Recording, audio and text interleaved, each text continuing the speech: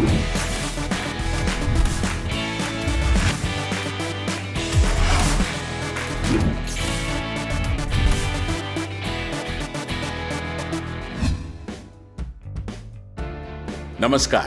खेलों में खास में आपका स्वागत है। मैं हूं संजय बैनर्जी। एक अनुरोध, अगर आपको हमारे वीडियोस पसंद हैं तो कृपया इन्हें लाइक करें और सब्सक्राइब करें। आपका सहयोग ही हमारी मजबूती है। दिल्ली कैपिटल ने कल शारजा में देर रात खत्म हुए मुकाबले में कोलकाता नाइट राइडर्स को 18 रन से हरा दिया। इस जीत के साथ ही दिल्ली कैपिटल्स 4 में से 3 मैच जीतकर अब आईपीएल के टॉप पर पहुंच गए हैं।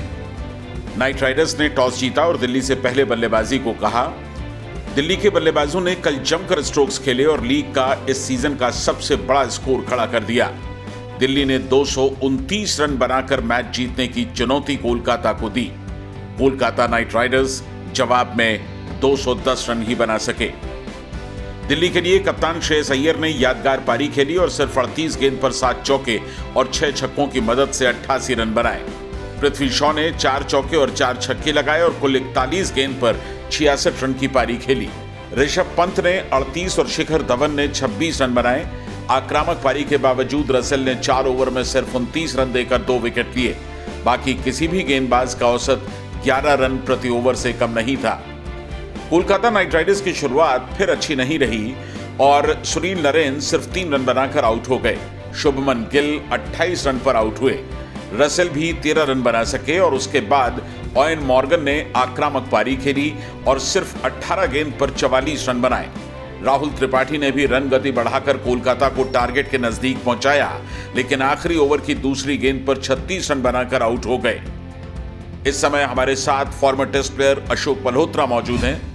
अशोक जी, दिल्ली कैपिटल्स ने 228 रन का स्कोर किया और इस सीजन का ये सबसे बड़ा स्कोर था, लेकिन तारीफ करनी होगी कोलकाता नाइट राइडर्स की भी कि वो बहुत बड़े फासले से नहीं आ रहे, वो जीत के नजदीक पहुंच चुके थे।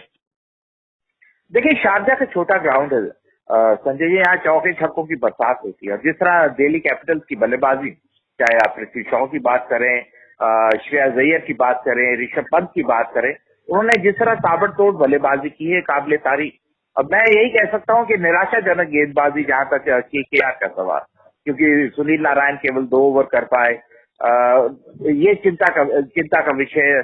पैट कमिंस काफी महंगे साबित हुए। तो मैं जानता हूं कि विकेट अच्छा था, ग्राउंड छोटा था, लेकिन पैट कमिंस 15 करोड़ में आए, इतने दामी खिलाड़ी, उनसे कहीं ना कहीं केकेआर दाम वसूलना चाहेगा, तो वो नहीं कर पाए।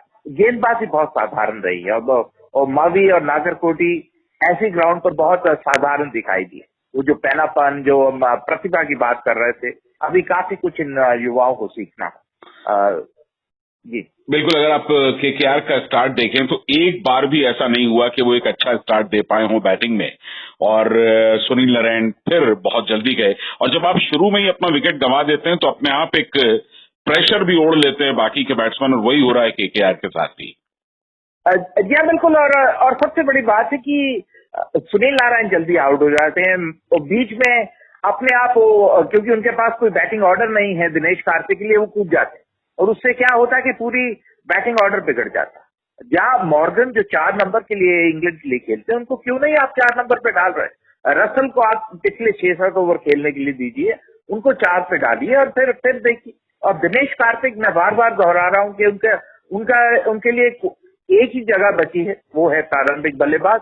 नहीं तो फिर उनको टीम सुधार करना होगा, किसी और खिलाड़ी को टीम में लाना होगा और ओवेन मॉर्गन से कप्तानी करानी। बिल्कुल, बने रहिए अशोक जी, अभी दूसरे मैच पर भी आपके साथ चर्चा होगी।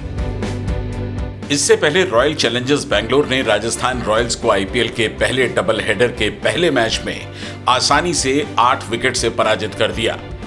रॉयल्स ने टॉस जीतकर पहले बल्लेबाजी करते हुए निर्धारित 20 ओवर में 6 विकेट पर 154 रन बनाए। रॉयल्स के 3 विकेट सिर्फ 31 के स्कोर पर गिर गए थे। स्टीव स्मिथ, संजू सैमसन और उथप्पा जल्दी आउट हो गए। स्मिथ ने 5, संजू ने 4 और उथप्पा ने 17 रन बनाए। लोमरोर ने सबसे ज्यादा 47 रन की पारी खेली, जबकि राहुल तेवतिया 24 और जोफ्रा आर्चर 16 के स्कोर पर अंत तक आउट नहीं हुए। बेंगलोर की ओर से युजवेंद्र चहल 3 विकेट के साथ सबसे कामयाब रहे। जवाब में बेंगलोर ने अरुण फिंच का विकेट जल्दी गंवाया। फिंच सिर्फ 8 रन बनाकर आउट हो गए, लेकिन कप्तान विराट कोहली पहली बार टिक कर खेले और पडिक्कल के साथ मिलकर उन्होंने टीम की जीत पक्की कर दी। कोहली 53 गेंद पर 72 रन बनाकर अंत तक आउट नहीं हुए। युवा देवदत्त पडिक्कल ने एक और यादगार पारी खेली और सिर्फ 45 गेंदों में 63 रन बनाए। बेंगलोर ने जीत का लक्ष्य सिर्फ 2 विकेट खोकर हासिल कर लिया। 4 मैचों में बेंगलोर की ये तीसरी जीत है। अशोक जी, पहले मैच पर हमने चर्चा की और अब थोड़ी सी चर्चा हम दूसरे मैच की भी कर लें। अशोक जी, रॉयल चैलेंजर्स बैंगलोर ने जिस अंदाज के साथ वापसी की है वो सचमुच जबरदस्त है और अब उन्होंने 4 में से 3 मैचेस जीत लिए हैं और सबसे अच्छी बात है कि विराट कोहली फॉर्म में लौट आए हैं। जी हाँ, बिल्कुल।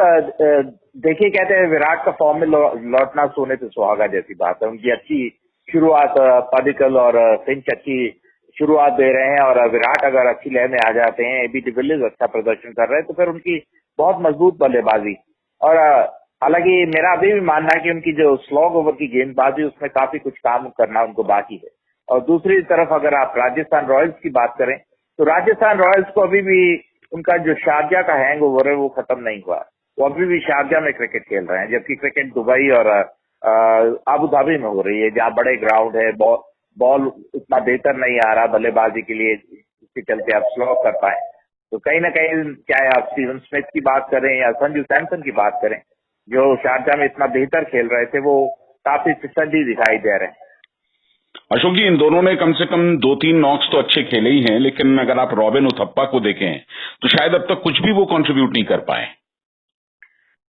देखिए, उनका मध्यक्रम बिल्कुल नाच है बराबर है। चाहे आप रॉबिन उथप्पा की बात करें, रियान पराग की बात करें, तेवतिया थोड़ी बहुत छक्के मार देते हैं, लेकिन तेवतिया के भरोसे नहीं रह सकते। मतलब वो भरोसेमंद खिलाड़ी नहीं, ऐसे खिलाड़ी नहीं है। तो कहीं ना कहीं ये जो टॉप 3 है, इनके पीछे जो बल्लेबाजी है वो बड़ी साधारण सी दिखाई देती है। और गेंदबाजी भी जोफ्रा आर्चर को छोड़ के या श्रेयस गोपाल को छोड़ के कोई भी ऐसा गेंदबाज नहीं जो दूसरी टीम पे दबाव बना पाए या उनको आउट कर पाए। युजवेंद्र चहल ने अच्छी गेंदबाजी की, उन्होंने 3 विकेट लिए। और अगर आप उस टीम को देखें तो उडाना है, सैनी है, तो कुल मिलाकर एक अच्छा बॉलिंग अटैक है आरसीबी का। जी हाँ, बिल्कुल। और अगर क्रिस मॉरिस फिट हो जाते हैं तो फिर सोने पे सुहागा वाली बात है। फिर उडाना की बजाय क्रिस मॉरिस टीम का हिस्सा होंगे, वो बल्लेबाजी कर सकते हैं, अच्छी खासी फील्डिंग करते हैं और फिर अच्छी खासी गेंदबाजी करते हैं, चाहे पावर प्ले में हो या स्लॉग ओवर। तो उनके आने से क्या टीम को काफी बल मिलेगा। तो मेरे को ऐसा लगता है कि पटरी पर आ चुकी है आरसीबी की टीम और अब हो सकता है कि आईपीएल जीतने के लिए प्रबल दावेदार हो सकते हैं। आईपीएल में आज दूसरा डबल हेडर है और पहले मुकाबले में मुंबई इंडियंस के सामने सनराइजर्स हैदराबाद होंगे। दोनों टीमों ने अब तक 4-4 मैच खेलकर 2-2 मैच जीते हैं। हैदराबाद पिछले दोनों मैच जीतकर मैदान पर उतरेगा, जबकि मुंबई ने पिछले मैच में पंजाब को शिकस्त दी थी। रिपोर्ट नीति रावत से। दोनों ही टीम्स ने भले ही कमजोर शुरुआत की हो, लेकिन हैदराबाद ने पिछले दोनों मैचेस जीते हैं और वहीं मुंबई भी पंजाब और कोलकाता को हराने के बाद इस मुकाबले में उतरा है। सनराइजर्स हैदराबाद की टीम को देखने से साफ लगता है कि ये टीम बल्लेबाजी और बॉलिंग दोनों ही डिपार्टमेंट्स में कुछ चुनिंदा खिलाड़ियों पर निर्भर है। जॉनी बेयरस्टो, डेविड वार्नर और मनीष पांडे ने टीम के लिए तकरीबन 29 से 30 की औसत से रन बनाए हैं और इन तीनों का स्ट्राइक रेट भी 100 के आसपास है। जाहिर है कि टीम के टॉप मोस्ट बल्लेबाजों के इस स्ट्राइक रेट के साथ लगातार लीग में चुनौती देते रहना आसान काम नहीं है। प्रियम गर्ग और अभिषेक ने सिर्फ एक पारी खेली है, लेकिन उम्मीद की जानी चाहिए कि इनके फॉर्म में आने से हैदराबाद का मध्यक्रम मजबूत बनेगा। इनके पास राशिद के रूप में एक बेहतरीन गेंदबाज है। राशिद ने अब तक चारों मैचेस में 16 ओवर में सिर्फ 82 रन देकर 4 विकेट लिए हैं और उनकी इकोनॉमी 5.12 है, जो किसी भी बॉलर के लिए T20 मुकाबले में बहुत ही शानदार कही जा सकती है। लेकिन राशिद को बाकी गेंदबाजों का बहुत अच्छा सपोर्ट नहीं मिला है।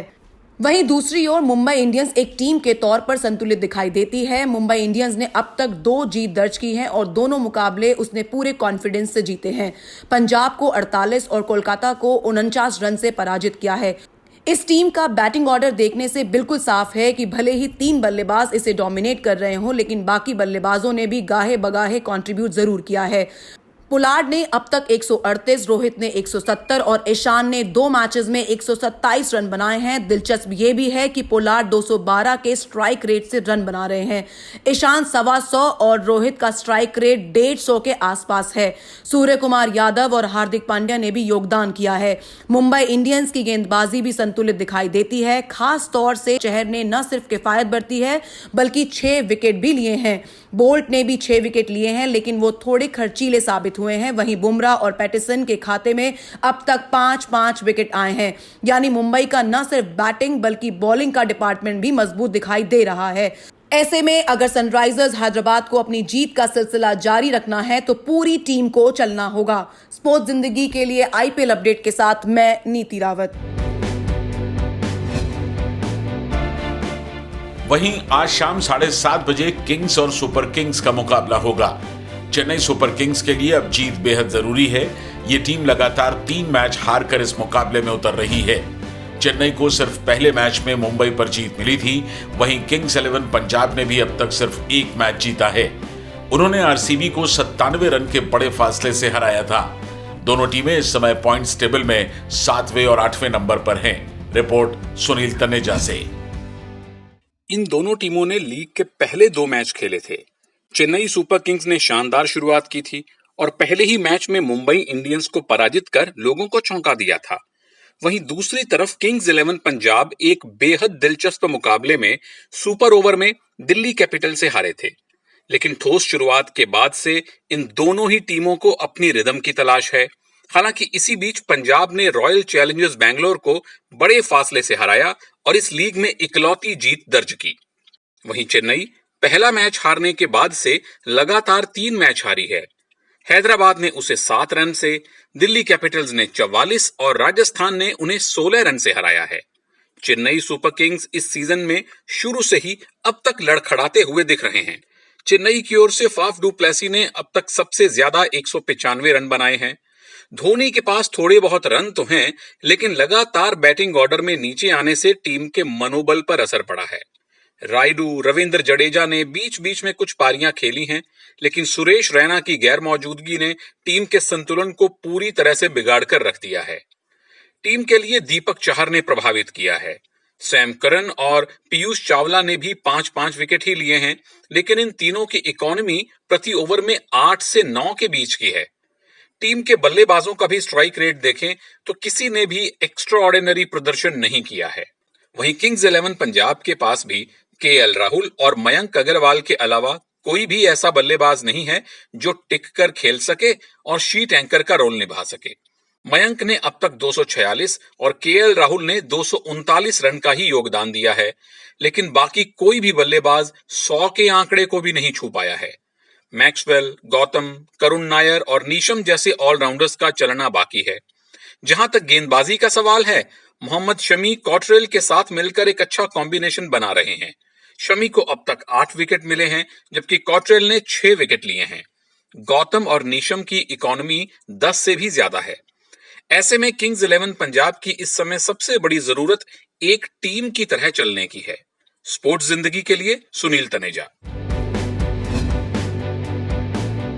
और अब स्टैट्स कॉर्नर में आज खेले जाने वाले दोनों मैचों के अहम आंकड़ों के साथ मौजूद हैं मोहम्मद इशाउद्दीन। शारजाह क्रिकेट स्टेडियम अब तक मुंबई इंडियंस और सनराइजर्स हैदराबाद के लिए शुभ नहीं रहा है। आईपीएल में आज होने वाले मैच में दोनों में से किसी एक टीम को पहली बार जीत का स्वाद चखने का मौका मिलेगा। इस सत्र में शारजाह में मुंबई और हैदराबाद के लिए यह पहला मैच होगा। 2014 में मुंबई इंडियंस ने शारजाह में अपना एकमात्र मैच गंवाया था, जबकि हैदराबाद को भी दोनों ही मैचों में हार का सामना करना पड़ा था। पिछले 3 साल में हुए 6 मैचों में बराबरी का मुकाबला रहा है। हालांकि जो अंतिम मुकाबला खेला गया था उसे मुंबई इंडियंस ने हैदराबाद के खिलाफ सुपर ओवर में जीत लिया था। इस मुकाबले में मुंबई के रोहित शर्मा 193 मैचों के सुरेश रैना के रिकॉर्ड की बराबरी पर पहुंच जाएंगे। रोहित ने अब तक 192 मैच खेले हैं। हैदराबाद के मनीष पांडे 40 रन बनाते ही आईपीएल में 3000 रन पूरे कर लेंगे। आईपीएल में आज का दूसरा मैच किंग्स 11 पंजाब और चेन्नई सुपर किंग्स के बीच खेला जाएगा। अब तक हुए 21 मैचों में पंजाब 8 में जीता है, जबकि 12 में चेन्नई को जीत मिली है। एक मैच टाई पर रहा है जिसे बाद में सुपर ओवर में पंजाब ने जीता था। चेन्नई और पंजाब का मैच दुबई में होगा। इस सीज़न में जहां चेन्नई को दुबई में 2 मैचों में हार का सामना करना पड़ा है, वहीं पंजाब को 1 जीत और 1 हार मिली है।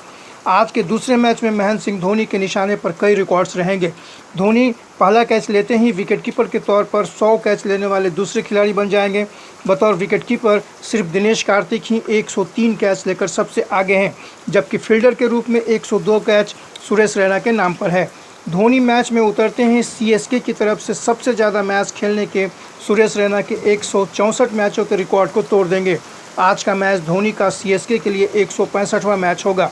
इसी तरह सीएसके के लिए 4000 रन बनाने के लिए धोनी को 51 रन की ज़रूरत पड़ेगी। ऐसा करने पर धोनी 4000 रन बनाने वाले रैना के बाद दूसरे खिलाड़ी बन जाएंगे।